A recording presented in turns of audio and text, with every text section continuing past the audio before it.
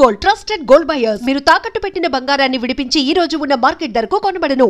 నా లైఫ్ ఇది నేను చూసిన తర్వాత నేను నమ్మేది ఏంటంటే ప్రతి మనిషికి ఒక పర్టికులర్ టైం ఒక పాయింట్లో మనది టర్న్ అవుద్ది. ఆ తర్వాత ఎవడు ఆపలేడు.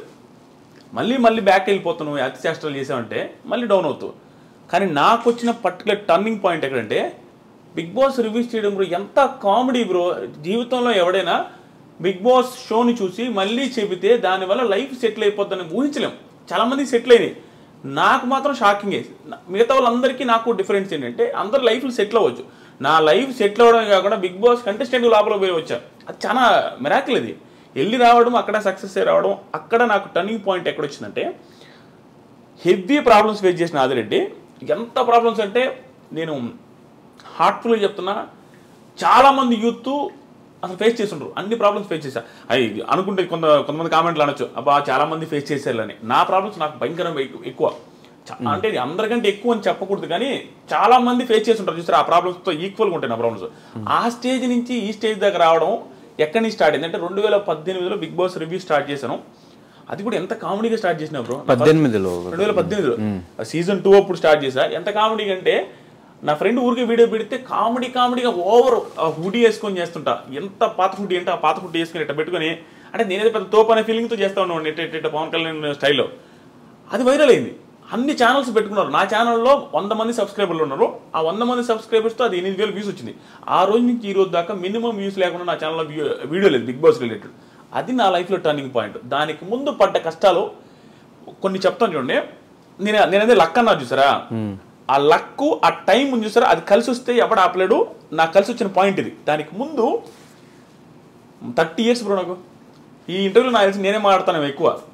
నాకు అట్లా అనిపిస్తుంది ఒకసారి. అందుకే నేను అడుగుదాం క్వశ్చన్స్ అంటే ముందే ఆన్సర్లు వచ్చేసి నేను ఇంటర్వ్యూస్ ఎవరైనా నేను ఎందుకు ఇవ్వనంటే నేను హార్ట్ఫుల్ గా మాట్లాడేసి నాకు ఆనంద బాష్పాలు వచ్చేస్తాయి. నా లైఫ్ జర్నీ గురించి నేను చూసుకుంటే యాడ్ నుంచి యాడికి వచ్చానని నాకు తెలియకుండా నాకు వేరే వాళ్ళ ముందు ఎమోషనల్ అవ్వడం నాకు ఇష్టం ఉండదు. నేను ఎమోషనల్ అయిపోతా. నాకు అలా అనిపిస్తుంది. ఎందుకంటే ఎన్ని పీక్ ప్రాబ్లమ్ చూసి ఇప్పుడు ఎంత హ్యాపీగా ఉన్నాను నాయనని. ఇప్పుడు 30 years ఉన్నాయి బ్రో. ఎవ్వడు ఆర్డినరీ పర్సన్ ఎవరైనా కంపేర్ చేసుకోవచ్చు. నాది ఇప్పుడు 2018లో 30 years. 2018లో 30 కాదు, 2018లో నాకు 28 ఏమో. నా పెళ్ళి 8 ఏమో 30 years. ఓకే. సో 30 years వరకు నేను 29 years వరకు నేను సెటిల్ అవ్వలేదు. సెటిల్ ఇన్ ద సెన్స్ ఏమీ లేదు నా లైఫ్లో. మా ఒక సింధనూరు అనే ఊరు ఉంటుంది. నేను ఇది ఎక్కడ చెప్పలా. నేను ఎలక్ట్రికల్ ఇంజనీర్. కొన్ని నేను చెప్పలేను. మరి ఓవర్ డ్రామాటిక్గా ఉంటుంది నా లైఫ్ స్టోరీని. కొన్ని చెప్పను. ఈరోజు కొన్ని చెప్పలేను. కానీ ఎందుకు చెప్పాలి అంటే ఆడియన్స్లో మీరు రివ్యూ స్టార్ట్ చేసిన తర్వాత మిమ్మల్ని చూసి ఓకే ఇలా కూడా సంపాదించేసి డబ్బులు అని చెప్పి యూట్యూబ్లో చాలామంది రివ్యూ స్టార్ట్ చేసిన వాళ్ళు ఉన్నారు. వాళ్ళు సక్సెస్ అయ్యి వాళ్ళ లిమిట్లో వాళ్ళు సంపాదించుకుంటున్న వాళ్ళు కూడా ఉన్నారు. కాబట్టి ఇలాంటి స్టోరీస్ అని వింటే అందరికీ ఇన్స్పిరేషన్గా ఉంటుంది. కాబట్టి అడుగుతున్నా క్వశ్చన్. సింధనూరు అనే ఊర్లో నేను ఎలక్ట్రికల్ ఇంజనీర్ అయి ఉండి పరిస్థితి బాగాలేక సివిల్ ఫీల్డ్లో సివిల్ ఇంజనీర్ యాక్టింగ్ చేస్తూ తార్ రోడ్ల దగ్గర ఇలా పెట్టి ఆ మీటర్ ఉంటుంది. ఓన్లీ సివిల్ ఇంజనీర్స్ కంపేర్ చేసుకోవచ్చు. వాళ్ళకి అర్థమవుతుంది ఎన్ని సెంటీమీటర్స్ తారు వచ్చిందని ఇటు చూడాలి ఉంగి. అది చేసేవాడు నేను. మొత్తం నల్లగా అయిపోయి తార్ రోడ్డు ఇక్కడ 13,000 14,000 ఇచ్చేవాళ్ళు. అక్కడ పని చేస్తున్నప్పుడు అక్కడ చిన్న రూమ్ ఇస్తారు మాకు. ఆ రూమ్లో ఉన్నప్పుడు మా నాన్న ఒకరోజు కాల్ చేసిండు. బాధపడతా. అప్పుడు పొజిషన్ చాలా బ్యాడ్గా ఉండేది అనమాట. ఎట్టొకటి చేసుకోరా, సెటిల్ అవ్వరా, నువ్వు నీది ఒకటే నాకు బాధ. ఎందుకంటే బాధ నాది ఒకటే కాదు. మా చెల్లెళ్ళు బ్లైండ్. మా చెల్లికి కనిపించదు. మా చెల్లి పెళ్లి చేసుకొని అంటుంటుంది. అదొక పక్క మా నాన్నకి బాధ ఉంది. ప్లస్ మా మదర్ సూసైడ్ చేసుకొని చనిపోయి ఉన్నారు. అదొక బాధ ఉంది. ఫైనాన్షియల్గా బీభత్సమైన ప్రాబ్లమ్స్లో ఉంది. Peak problems. 11 లక్షల చిల్లర బ్యాంకులో లోన్స్ ఉన్నాయి మా నాన్నకి.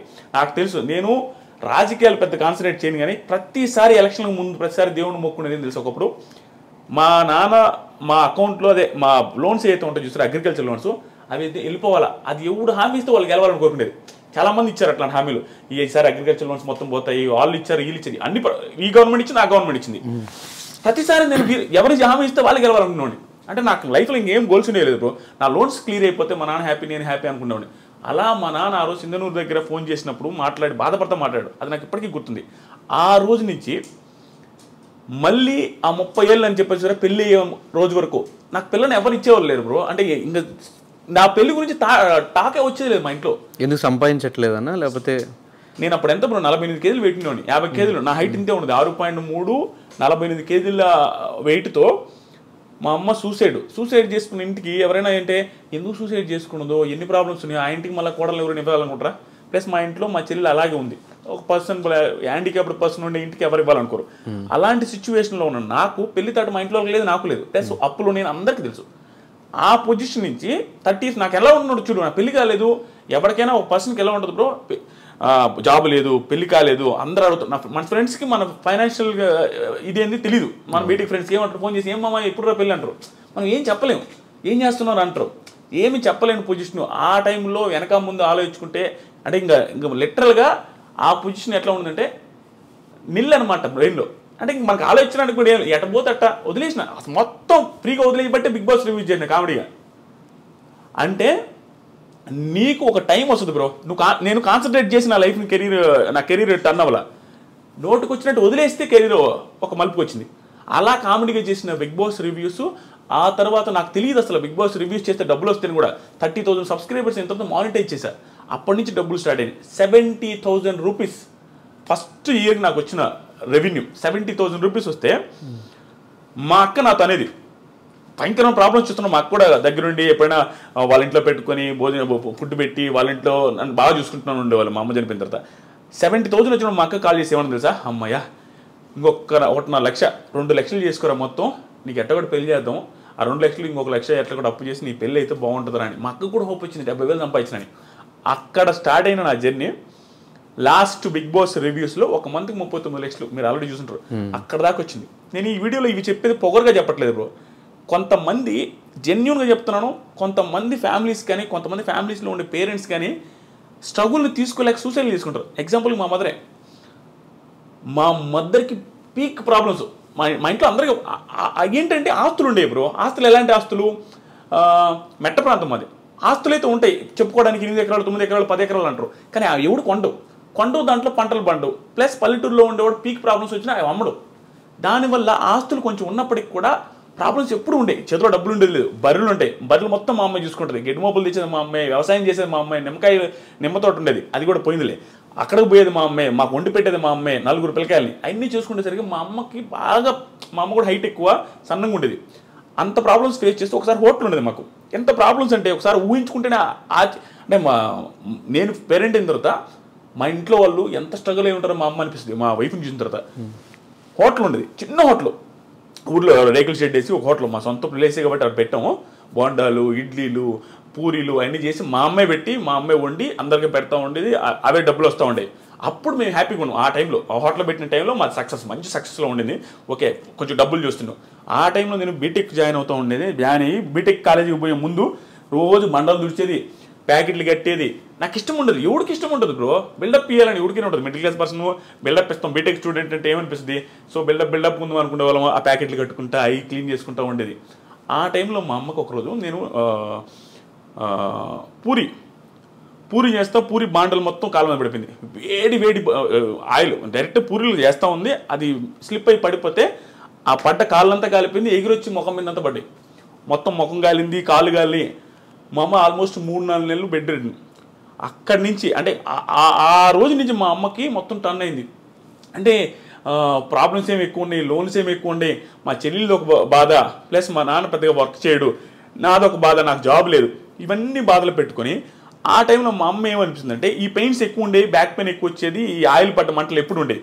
దానివల్ల సడన్గా ఒకరోజు సూసైడ్ చేసుకుని చచ్చిపోయింది. అది ఎందుకు చచ్చిపోయింది, ఏమి రీజన్స్ అనేది తెలియదు. మాకు అర్థమైంది ఏంటంటే ఎప్పుడు బ్యాక్ పెయిన్ అంటూ ఉంటుంది, ఈ మంటలు అంటూ ఉంటుంది, పరిస్థితులు బాగాలేవు, అప్పులు ఎట చేయాలనేది. ఎందుకంటే మా అమ్మ ఒక్కటే కష్టపడతా ఉంటుంది. అవన్నీ తట్టుకోలేక సూసైడ్ చేసుకుని చచ్చిపోయింది బాత్రూమ్కి వెళ్ళి. అది కూడా నార్మల్. ఆ రోజు కూడా లాస్ట్ ఫుడ్ తినింది నేనే. గోంగూర పచ్చడి నాకు ఎప్పటికీ గుర్తుంది. అంటే మన బెల్ల పెట్టుండదు తెలుసాను. ఇప్పుడు నేను రిగ్రెట్ ఫీల్ అవుతా. ఆ రోజు కూడా నాకు ఇప్పటికి గుర్తు. ఏంది మా ఈరోజు కూర అంటే పచ్చడి రాని. పచ్చడితో ఏంది అంటే మా ఇది సరే పెట్ట 2 మొదలు తిని నేను తినలేను, తిను. మన బిహేవియర్ అట్లా ఉంటుంది. బిల్డప్ ఇస్తుంటాం కదా, ఇసిరేసేది ప్లేట్లు, అదే విధంగా ఉండేది.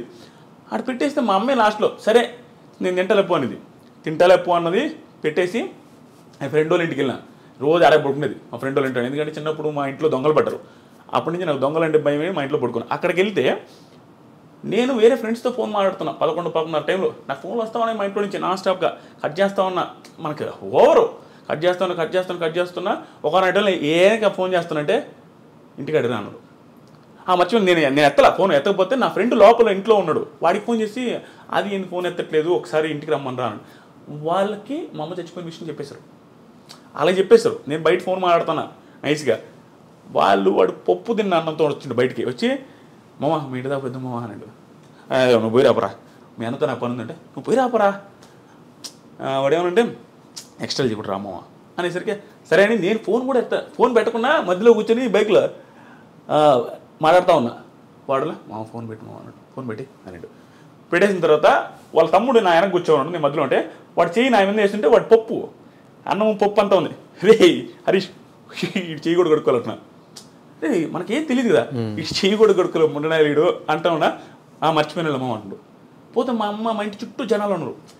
ఏంది వీళ్ళందరూ ఇటే ఉంటే ఏమన్నా గొడవ అయింది ఇంట్లో, ఎందుకు ఏంటి అసలు. పోగానే మా అమ్మని బయటికి తెచ్చున్నారు, గుండెల మీద వస్తూ ఉన్నారు. అబ్బా నాకు అంటే నేనే ఉన్నట్టు బతుకుంది అనుకున్నా. ఎంత అప్పుడు ఇంకా వెంటనే చూడగానే చచ్చిపోయింది. నేను మిద్ది మీద పోయి బీభత్సంగా ఏడ్చిపోవడానికి ఆ రోజు నుంచి దాదాపు 1 month నేను ఫుల్ స్ట్రగుల్ అయిపోయినా. యాక్చువల్గా నేను బాధపడను, ఓ అమ్మ నేను ఎమోషనల్ అయిపోతా స్వామి నిజంగానే. యాక్చువల్గా నేను బాధపడను. ఆ టైంలో నా బాధ అంటే తెలిసింది. అంటే వెరీ రెక్లెస్ క్యాండిడేట్ బ్రో. అంటే రెక్లెస్ అంటే మనకి ప్రేమ ఉంటుంది. చాలామంది పిల్లకాయల దగ్గర యూత్ దగ్గర ఉండేది ఇదే, అమ్మన్న నాన్న ఇష్టమే, తెలియకుండా కోపాలు ఎవరు మేము చూపించలేక ఇంట్లో సిరీస్లు కొడుతూ ఉంటారు ప్లేట్లు. నేనంతే, పప్పుచారు అంటే ఇష్టం, పప్పుచారు చేయకపోతే నేను ప్లేట్ ఇసిరేస్తుండేది, ఏంది కూరలు ఎప్పుడు ఇదేనని. పరిస్థితులు బాగాలేవు, అది మనకు తెలిసినా కూడా బిల్డప్ ఇస్తుంటాం. ఆ సిచ్యువేషన్ అప్పుడు నాకు అన్నీ గుర్తొస్తుంది, ఎంత ఓవర్ చేసామురా అని.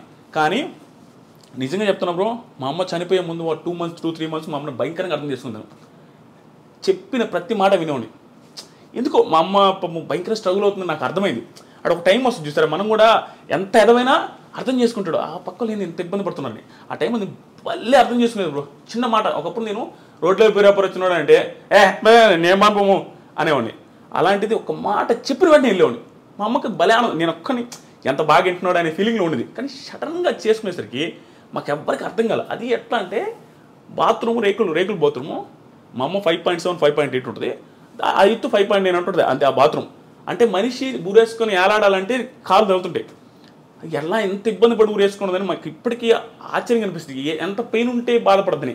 ఈ సుత్తి అంతా నేను ఎందుకు చెప్తున్నా అంటే, సుత్తి కాదు, చాలా మందికి ఇది ధైర్యాన్ని ఇవ్వాలి నాకు. ఆ పొజిషన్ నుంచి మా అమ్మ లైఫ్ మారదులే, ఇంకా నా జీవితమే ఇంతే అనుకుని సూసైడ్ చేసుకుంటే, అంటే నేను ఇంకా నా లైఫ్ మారదు అనుకుంటే, నేను ఇప్పుడు 20 మంది లైఫ్లు మారుస్తున్నా. నేను సెలూన్ పెట్టి నా సెలూన్లో 20 మంది పనిచేస్తున్నారు, నా చుట్టూ 5-6 మంది ఉంటారు, వాళ్ళ లైఫ్లు నేను చూసుకుంటూ ఉంటాను. ఇన్ని లైఫ్లు నేను మారుస్తుంటే మా అమ్మ లైఫ్ మార్చలేను అనుకున్నది.